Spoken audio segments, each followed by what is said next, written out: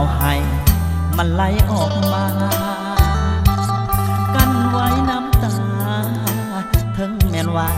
เฮานี้ผิดหวังครั้งก่อนเคยหาเคยสัญญาเอาไว้อย่างจริงจังวันออกพรรษาวันน้องลาบ่สั่งเสียง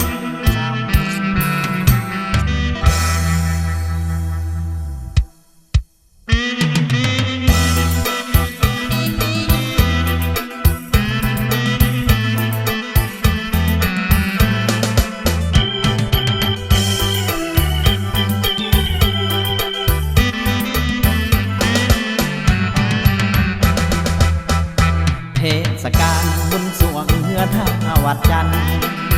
ทุกคนห้องหันในงานบุญออกพรรษาเข้ามานั่งให้แฟนตัดใจบ่ได้บอกลาแถมมีคนอื่นเข้ามาควงต่อหน้าไปอย่างดื้อนี่คือความผิดหวังอย่างแหงเขามาแซงแย่งเอาไปต่อหน้าต่อตาบ่อยากหักเขาแต่ใจเขาทุกเวลาโอ้อนิจจาเขามาตัดใจจากนี้เมื่อเขามีคนใหม่เอาไว้อีกอย่างกาทางหาให้เป็นส่วนเกินเขาเหมือนหน้านี้บ่อยากหักเขาแต่ใจเขาทุกนาทีทั้งที่เขามีแฟนคนใหม่เปลี่ยนใจไปแล้ว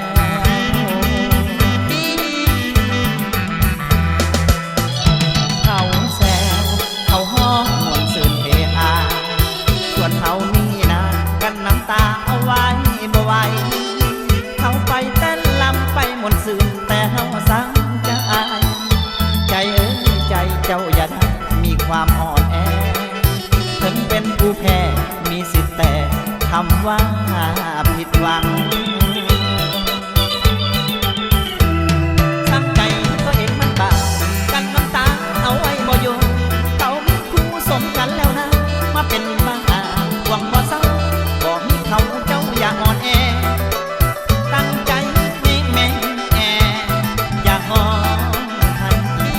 เสร็จน้ำตาเพิ่งเห็นว่าความหักสองเขาเคยมีความดีที่เคยสร้างจืดจางไปแล้วหักกันจะตายน้องลืมได้บ่เหลือวี่แววมีคนใหม่แล้วน้องแก้วบ่หวนดาวคือคุณใจยังไปข้างหน้าก็อยากล้าน้ำตามันหลังเห็นเขานั่งเล่นกันห้อยซ้อนทักหัวลงลาแม่นยอดกันวันออกพรรษาเขาพากันวนซื่อส่วนเขาต้องฝืน